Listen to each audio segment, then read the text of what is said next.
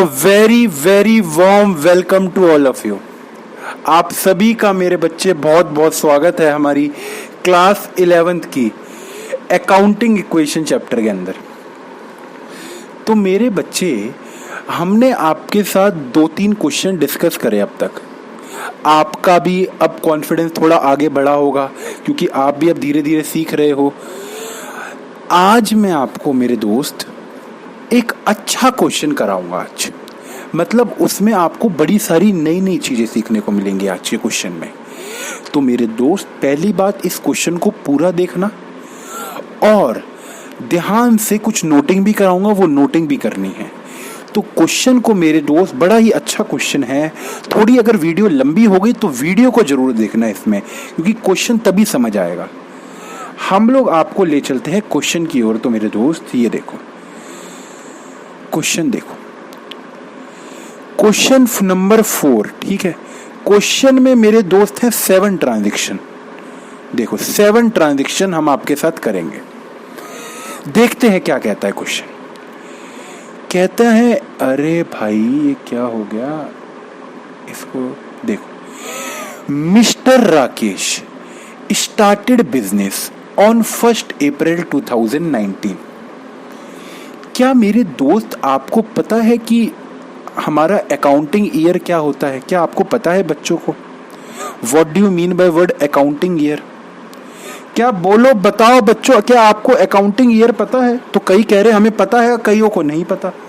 तो मैं आपको बता दूं, आप जब भी अकाउंट्स, आप पहली बार अकाउंट्स पढ़ रहे हैं, तो हमारे अकाउंट्स में ना, जब भी आप प्रैक्टिकली बिजनेस वर्ल्ड में आएंगे, कॉर्पोरेट वर्ल्ड जिसे हम कहते हैं, जब आप बीकॉम क्वालिफाइड कर जाओगे, ग्रेजुएट हो जाओगे, जब जॉब करना शुरू करोगे, तो मेरे दोस्त जो बिजनेस करने का ईयर होता है ना, वो होता है 1 अप्रैल से स्टार्ट होता है। 1 अप्रैल, मान लो 2019 या कोई भी ईयर है, 1 अप्रैल से अकाउंटिंग ईयर स्टार्ट होता है। और पता है कब खत्म होता है? 31 मार्च को ये अकाउंटिंग ईयर खत्म होता है। क्या मेरे बच्चे आपको पता था? इसको हम अकाउंटिंग ईयर भी कहते हैं, अकाउंटिंग ईयर, या इसके अलग अलग नाम होते हैं। इसको फाइनेंशियल ईयर भी कहा जाता है, फाइनेंशियल ईयर भी कहा जाता है। और मेरे दोस्त, इसको फिस्कल ईयर भी बोला जाता है, फिस्कल ईयर भी बोला जाता है। हालांकि और भी नाम है, इनकम टैक्स ईयर भी बोला जाता है, जीएसटी कॉर्पोरेट सेस ईयर भी बोला जाता है। मैं इसको नामों के यहाँ पे चर्चा नहीं करूंगा। अकाउंटिंग ईयर, सिंपल मुद्दे की बात, एक नाम याद रखना है, accounting year, more than enough. मेरे बच्चे देखो, दोबारा से देखो क्वेश्चन क्या कहता है। राकेश ने बिजनेस शुरू किया 1 अप्रैल को। ओ माय गॉड, 1 अप्रैल मतलब कि ईयर स्टार्टिंग। और उसने कैपिटल लगाई 1,50,000 की। बोलो सारे, कैपिटल जब कोई ओनर लगाता है तो बिजनेस में क्या आता है? कैश आता है। तो मेरे दोस्त, अब देखो, ये आपको क्वेश्चन के अंदर दे रखा है। अब आपके मन में एक डाउट आ सकता है, कहते हैं सर ये ट्रांजैक्शन क्या हमें रिकॉर्ड करनी है? तो मेरे दोस्त, आंसर है यस, आपको ये ट्रांजैक्शन भी पेपर में रिकॉर्ड करनी पड़ेगी। बेशक ये आपको 1 2 3 4 5 6 7 में नहीं दे रखी, ये यहाँ पे दे रखी है। आप ये अज्यूम नहीं कर सकते कि ये रिकॉर्ड होगी, ये भी आपको रिकॉर्ड करनी पड़ेगी। देखो क्या लिखा है, कैपिटल 1.5 लाख रुपए की इन्वेस्ट करी। तो हमारे लिए पता है फर्स्ट ट्रांजैक्शन ये है, ये नहीं है। फर्स्ट ट्रांजैक्शन ये वाली है हमारे लिए। आओ इसको हम क्वेश्चन को सॉल्व करना मेरे दोस्त शुरू करें। देखो, आओ चल के चले, साथ चले हम दोनों इस क्वेश्चन में। सॉल्यूशन नंबर 4 है, आई थिंक क्वेश्चन नंबर 4 है ना। क्वेश्चन नंबर 4 देखो, फर्स्ट ट्रांजैक्शन कैपिटल इंट्रोड्यूस्ड। पहली ट्रांजैक्शन बेटे कैपिटल इंट्रोड्यूस। देखो एसेट के नीचे कॉलम कैश 1,50,000 इक्वल टू क्या कुछ लाइबिलिटी आई? The answer is no. क्या कोई कैपिटल आया? The answer is yes. 1,50,000 का क्या आया मेरे दोस्त? कैपिटल आया। बिजनेस में 1.5 लाख का कैश आया, ये कहां से आया? सीधी सीधी बात, कैपिटल से आया। क्या अब इस क्वेश्चन में कोई दिक्कत लग रही है? सर ये कोई क्वेश्चन है कि मजाक है? चलो चलो सर, इसको आगे करो, दूसरे टॉपिक पे आओ। Furniture purchase for cash 20,000। 20,000 का फर्नीचर लिया मेरे दोस्त। अब आप बताओ इसको क्या करें? Furniture purchase. सर हम बताएं? ये भी कोई बताने की बात है सर? 20,000 कैश में से कर दो माइनस और फर्नीचर का खोल दो एक नया कॉलम।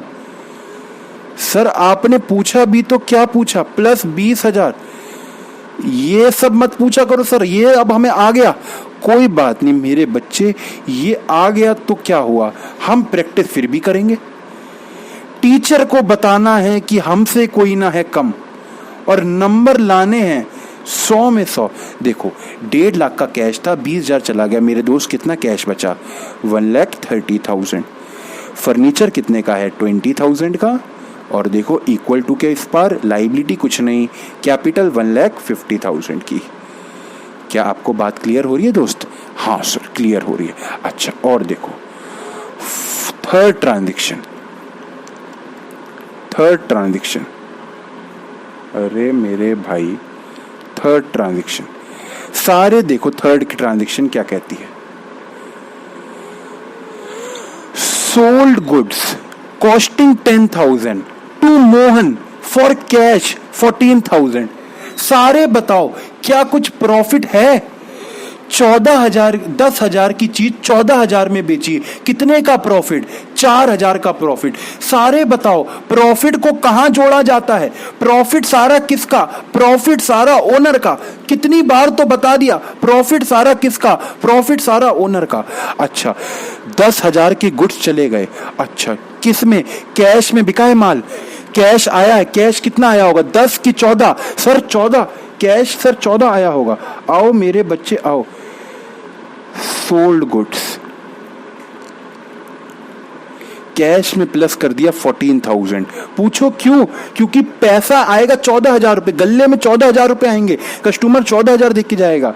लेकिन अच्छा ओ माई गॉड मेरे दोस्त, सो सॉरी, हमें पहले करनी थी ये वाली एडजस्टमेंट। परचेज गुड्स तो मैं भूल ही गया, पहले परचेज गुड्स। अच्छा देखो आपने परचेज किया माल महेश से उधारी पे 25,000। मैं तीसरे पे आ गया मेरे बच्चे, पहले दूसरी परचेज की एंट्री बताओ। परचेज करा माल महेश से, बताओ महेश को पैसे दिए क्या? नहीं बाबा नहीं, उधारी पे खरीद लिया, उधारी पे माल खरीद लिया, गुड्स आ गए होंगे। अरे भाई ये मैंने माल मंगा लिया, ये भी माल मंगा लिया, ये देखो ये सारा माल मैं इकट्ठा करते जा रहा हूँ, और देखो ये भी माल है, ये भी मैंने इकट्ठा कर लिया। ये देखो ये सारा का सारा स्टॉक, ये सारा का सारा स्टॉक आ गया मेरी दुकान पे, लेकिन मैंने उसको पैसे नहीं दिए, बाद में दूंगा अभी। तो क्या होगा मेरे दोस्त? देखो कहाँ गया, कितने का माल खरीदा? 25,000 का खरीदा। देखो सोल्ड गुड की जगह परचेज गुड्स वाली एंट्री आएगी। परचेज गुड्स ठीक है। तो यहां पे मेरे दोस्त ये देखो कैश की ट्रांजैक्शन अभी नहीं, कैश में तो कोई इफेक्ट ही नहीं आएगा। पूछो क्यों? कैश गया ही नहीं, माल आया है। जब माल आया है एक नया कॉलम खुल जाएगा, किसके नाम का? गुड्स के नाम का एक न्यू कॉलम खुल जाएगा मेरे दोस्त, गुड्स के नाम का। और कितने माल आ गया? 25,000 का माल आ गया। इसके बदले कुछ पैसे दिए हैं? The answer is no. पैसे दिए होते तो कैश में से माइनस हो जाता। ये सारा माल आया, उसको पैसे नहीं दिए अभी, तो उसको बाद में देने पड़ेंगे। ये सर ने कल बताया था क्या होता है। ये क्रेडिटर का कॉलम खुल गया। ओ माय गॉड, क्रेडिटर के नीचे प्लस कर दो, प्लस 25,000। लाओ फिर से टोटल लगा दे, टोटल लगा दे मेरे बच्चे। देखो कैश कितना बचा हुआ? कैश है 1,30,000। फर्नीचर कितने का है? फर्नीचर है 20,000 का। गुड्स कितने के हैं? गुड्स हैं 25,000 के। इक्वल टू लाइबिलिटी कितने की? 25,000 की। कैपिटल कितने की? 1,50,000 की। क्या मेरे दोस्त बात क्लियर है? हाँ सर हाँ। आओ अगली ट्रांजैक्शन की तरफ रुख मोड़ते हैं। ट्रांजैक्शन नंबर 4 देखिए क्या कहता है। अब देखो माल बेच दिया, 10,000 का माल मोहन को बेचा 14,000 में, कैश में जोड़ दो 14,000, कैश में जुड़ गए 14,000। सारे दोस्त बताना फर्नीचर में कुछ माइनस होगा क्या? नहीं। माल में कुछ माइनस होगा? माल जाएगा। माल बेचा, देखो ये मैंने माल खरीदा था 25,000 रुपए का, इसमें से ये वाला पीस है 10,000 रुपए का, मैं तुम्हें बेच रहा हूं, ये देखो खरीद लो मेरे दोस्त, 14,000 का खरीद लो। तुमने मुझे 14,000 दे दिए, मेरा माल कितने का था? 10,000 का। तो माल में से कितना माइनस हो जाएगा? ओनली 10,000। ये 4,000 का क्या हुआ है मेरे दोस्त? ये 4,000 का प्रॉफिट हुआ है मुझे। प्रॉफिट किसका? ओनर का। ओनर में प्लस कर दिया। अच्छा फिर से आओ, टोटल लगाएं। टोटल में तो माहिर हो गए बच्चे, टोटल में माहिर हो चुके हैं। बताओ कैश पहले कितना था? 1,30,000। कितना और आ गया? 14,000 का और आ गया। अब कितना हो गया? 1,44,000। 1,44,000 का कैश। फर्नीचर कितने का मेरे दोस्त? फर्नीचर कितने का? 20 का फर्नीचर पहले था, अब कुछ नहीं है तो 20 का हो गया। स्टॉक देखो 25,000 का स्टॉक था, जिसमें से 10,000 का चला गया, कितने का बचा? 15,000 का बचा। क्रेडिटर पैसे कितने देने हैं? उससे माल लिया था ना, 25,000 रुपए देने हैं, 25,000 देने हैं। कैपिटल 1,50,000 थी, देखो 1,50,000 कैपिटल थी, 4,000 और जुड़ गए, बताओ कितनी हो गई? 1,54,000 हो गई। अच्छा दूसरी ट्रांजैक्शन की ओर बढ़ते हैं अब, 5th ट्रांजैक्शन। आओ, कहता है एडिशनल कैपिटल इंट्रोड्यूस करी 20,000 रुपए की। मेरे दोस्त ओनर ने बिजनेस में और पैसे लगाए, जब और पैसे लगाए तो बिजनेस में और कैश आएगा। क्या साल के बीच में ओनर भी लगाता है? The answer is yes. Sir वो क्यों लगाता है? हो सकता है बिजनेस में कैश की रिक्वायरमेंट हो, कुछ और खर्चा करना हो बिजनेस को, जैसे कि मान लो और माल खरीदना हो, पर और माल उधारी पे ना बिक रहा हो तो कैश अपना ही यूज करना पड़ेगा, या फिर कुछ बिल पे करने हैं तो घर से पैसा बिजनेस के ड्रॉअर में लाके डाल देता है। तो ये जो 20,000 रुपए है ये क्या होगा? ये मेरे दोस्त 20,000 को मैंने पता है क्या किया? कैश में प्लस कर दिया 20,000। फर्नीचर में कुछ भी नहीं, स्टॉक में कुछ भी नहीं, क्रेडिटर में कुछ भी नहीं, प्लस कैपिटल में भी जुड़ गया 20,000 रुपए। मैं टोटल नहीं लगा रहा हूं, टोटल लगाऊंगा लास्ट में। अच्छा कहता है commission received in advance. Good point, अच्छा पॉइंट आया है ये। सारे मेरे बच्चे मुझे ध्यान से देखेंगे, ये न्यू पॉइंट है, इसकी नोटिंग भी कराऊंगा। पहले इसको समझाता हूं। देखो मेरे दोस्त, देखो क्या कभी कभार आपके साथ ऐसा होता है क्या? देखो कि आप ना बुक खरीदने गए, ठीक है, आप एक बुक परचेज करने गए स्टेशनरी की शॉप पे, ये है वो स्टेशनरी की शॉप। आपको बुक वाला कहता है, स्टेशनरी वाला, अभी बच्चे मेरे बुक नहीं आई, आप मुझे कुछ एडवांस दे जाओ, मैं बुक मंगा दूंगा। क्या वो ऐसा कहता है कभी? एडवांस दे जाओ, मैं आपको बुक मंगा दूंगा। तो आप क्या करते हो? आप इसको क्या दे देते हो? आप इसको दे देते हो एडवांस। आपने जब इसको एडवांस दिया तो दुकान के पास कैश तो आ गया, कैश तो आ गया, दुकान के पास कैश तो आ गया। पर मेरे दोस्त क्या मुझे बताओ, दुकान ने बदले में आपको कुछ गुड्स दिए? दुकान ने बदले में आपको कुछ गुड्स दिए? The answer is no, the answer is no. ये गुड्स आपको कब देगा? ये गुड्स आपको तब देगा जब इसके पास खुद आएंगे। अभी तो इसके पास खुद भी नहीं है। और 1% मान लो इसके पास अगर गुड्स इसको नहीं मिलते तो इसको पैसे लौटाने पड़ेंगे आपको। तो आंसर है यस, इसको पैसे लौटाने पड़ेंगे आपको। तो आपको मेरी बात समझ रहे हैं? जो एडवांस का पैसा किसी के पास भी आता है तो एडवांस का पैसा क्या दुकानदार का है कि कस्टमर का है? अभी तक वो कस्टमर का पैसा है। दुकानदार का कब हो जाएगा? जब बुक पूरी बिक जाएगी और बैलेंस पैसा भी आ जाएगा तो दुकानदार का पूरा पैसा हो जाएगा। अभी एडवांस कभी भी दुकानदार अपना नहीं कहता, एडवांस हमेशा कस्टमर का होता है। एडवांस दुकानदार के पास तो पड़ा रहता है पर दुकानदार कभी ये नहीं कहता कि वो मेरा है। तो इसके बारे में मैं कुछ लिखवा दूं? अगर कभी कभार कुछ भी ऐसा लिखा हो, कमीशन, ठीक है, या कोई भी कुछ लिखा हो, इनकम, कुछ भी लिखा हो, रिसीव्ड इन एडवांस, एडवांस में मिल गया। अब सर कमीशन क्या होती है? मेरे बच्चे कमीशन कुछ नहीं होती। देखो कई लोग, जैसे कि सेल होती है, दुकानदार ने सेल करी, कई लोग सेल को कमीशन कहते हैं। जैसे कि मैं बताऊं प्रॉपर्टी डीलर वाले, प्रॉपर्टी डीलर वाले आपको पता है, एक प्रॉपर्टी डीलर वाला है, ठीक है, ये प्रॉपर्टी डीलर वाला है, ये है जिसको घर खरीदना है, ये परचेजिंग वाली पार्टी है। ये है जिसको घर बेचना है, ये सेलिंग वाली पार्टी है। ये इन दोनों को मिलाता है और पता है इससे भी कमीशन लेता है, इससे भी कमीशन लेता है। तो कमीशन कुछ नहीं होती, दुकान की इनकम को कमीशन कहते हैं। कमीशन और कुछ भी नहीं, दुकान की इनकम का नाम ही क्या है? कमीशन कहते हैं उसको। तो इसको ये कमीशन बुलाता है। तो कमीशन बच्चे कुछ भी नहीं। अगर क्वेश्चन में लिखा है आपको कमीशन एडवांस में मिल गई, इसके बारे में कुछ पॉइंट लिखवा देता हूं मैं। देखो सारे अपनी कॉपी में इसको नोट करना। If commission received in advance, received in advance, it is not the income, ये इनकम नहीं है, ऑफ दुकान, ऑफ दुकान, दुकान मतलब बिजनेस, ये इनकम नहीं है दुकान की।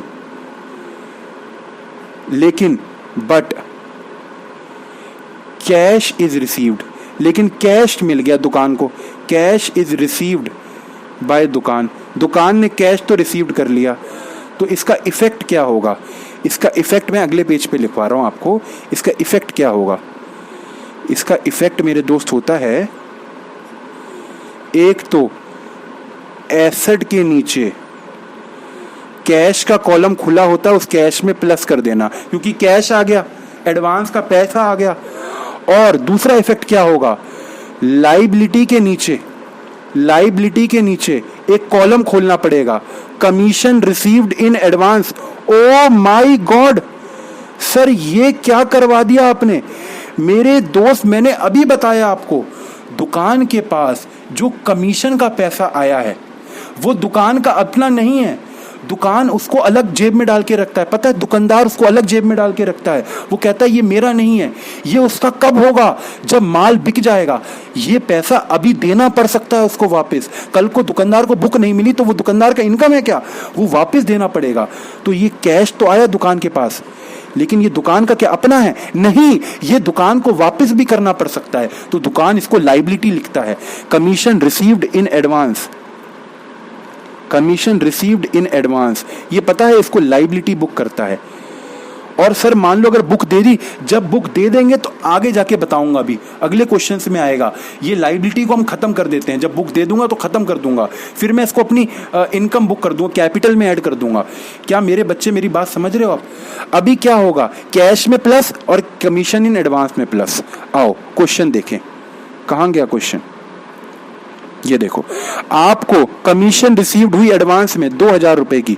तो सारे बच्चे बताना 2000 रुपए की कमीशन एडवांस में रिसीव्ड हुई। सारे मेरे बच्चे दोबारा बताएंगे। कैश में प्लस हो जाएगा 2000। क्या फर्नीचर में आएगा? The answer is no. क्या स्टॉक में आएगा? The answer is no.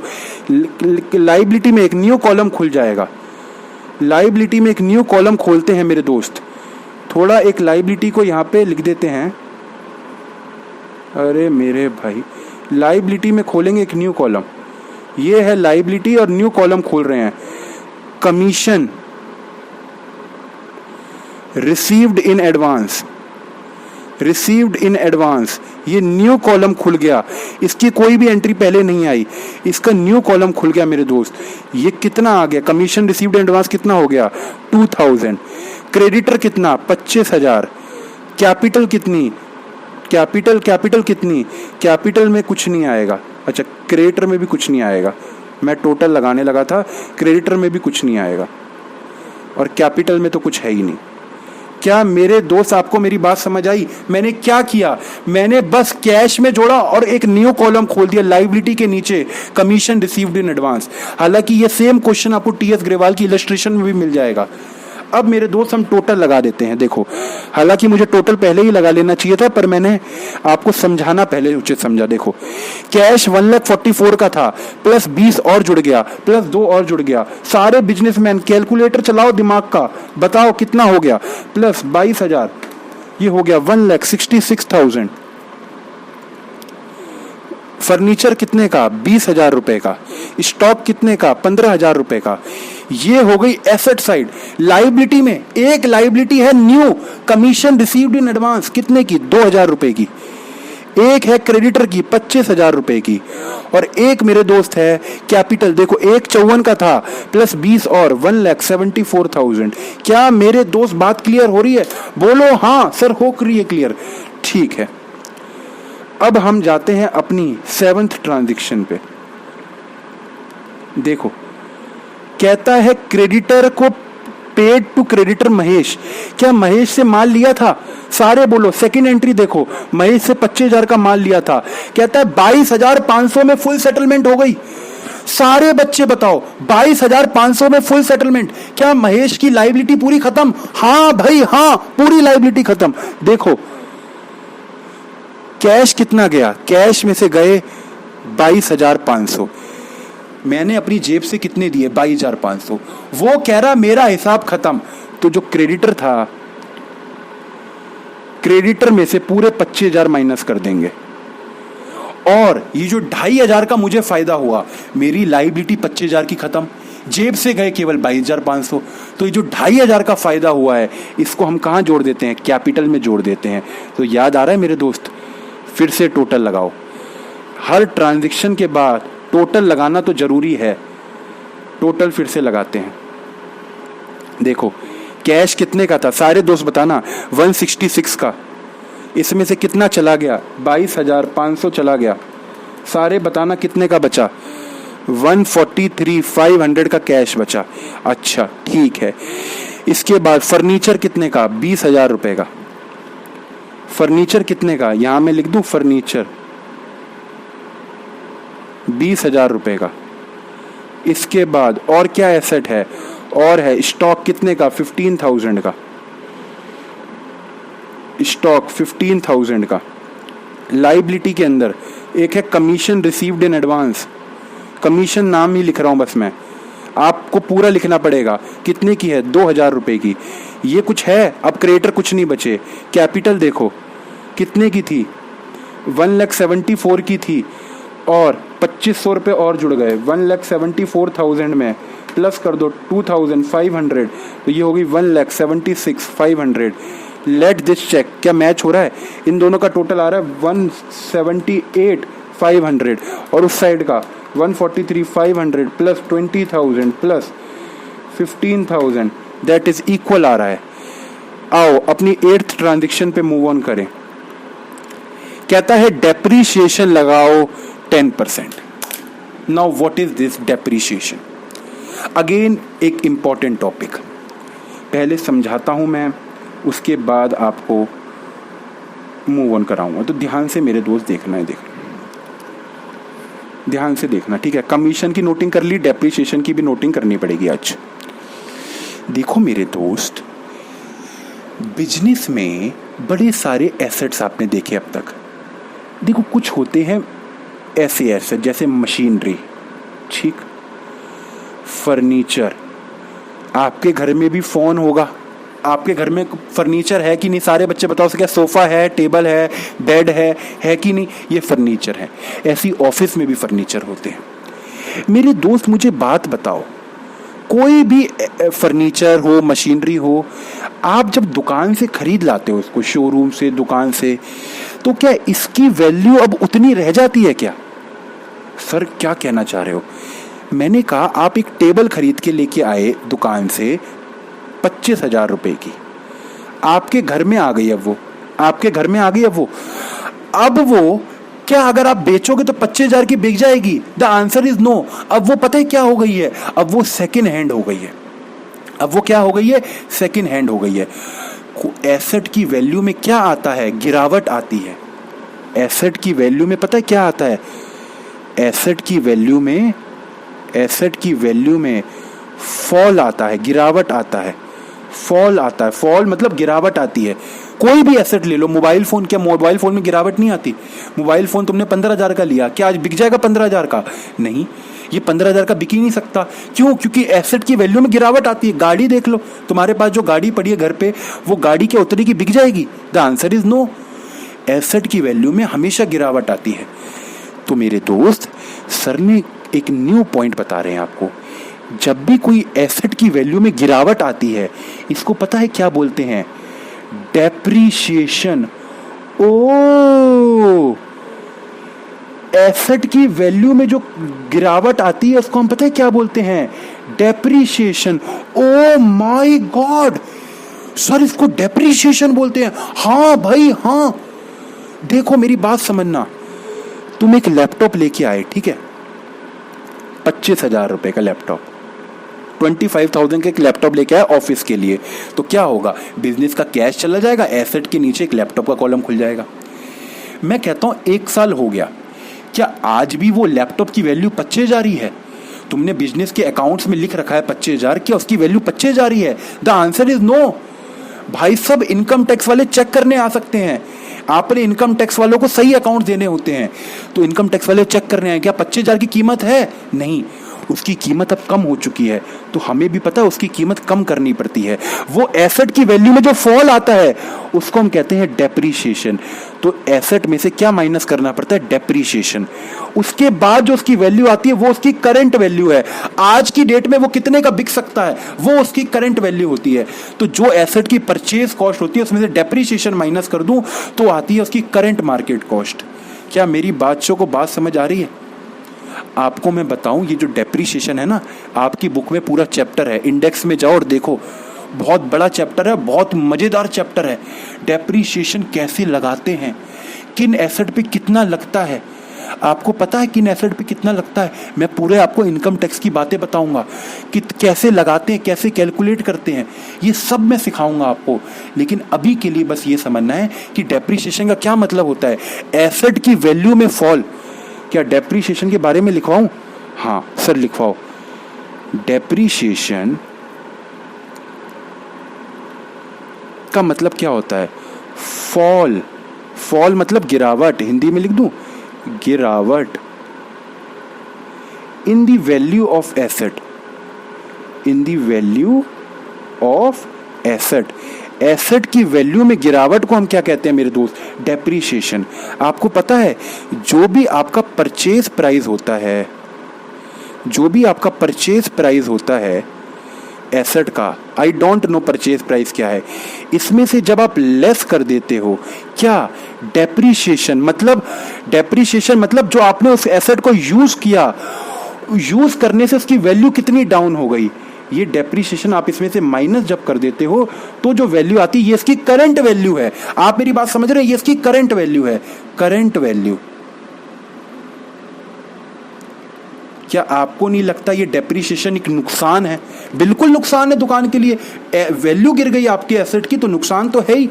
अच्छा देखो, अब क्वेश्चन देखो, क्वेश्चन में क्या कह रखा है? कहता है डेप्रीशिएशन ऑन फर्नीचर प्रोवाइड करो 10%। देखो सारे दोस्त देखना मेरे, सारे दोस्त देखना मेरे बच्चों, मन के सच्चे।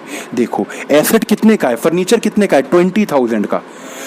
10% इसमें से वैल्यू रिड्यूस हो गई इसकी, तो 20,000 के फर्नीचर में 10% डेप्रीशिएशन लगा। मैं ये डेप्रीशिएशन निकाल रहा हूँ, 10% लगा, तो 20,000 का 10/100 कितना होता है? 2,000।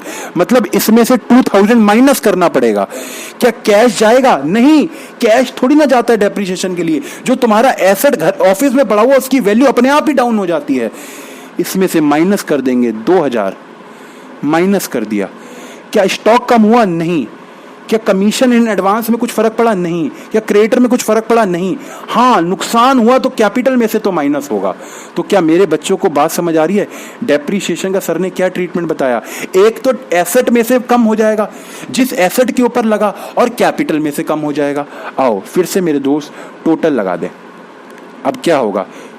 कैश बचा है 1,43,500 का। फर्नीचर की वैल्यू अब क्या रह गई? 18,000 रुपए। स्टॉक कितने का बचा? 15,000 का। कमीशन रिसीव्ड इन एडवांस, अभी भी कमीशन का पैसा देना है 2,000 रुपए। स्टॉक तो कुछ है ही नहीं।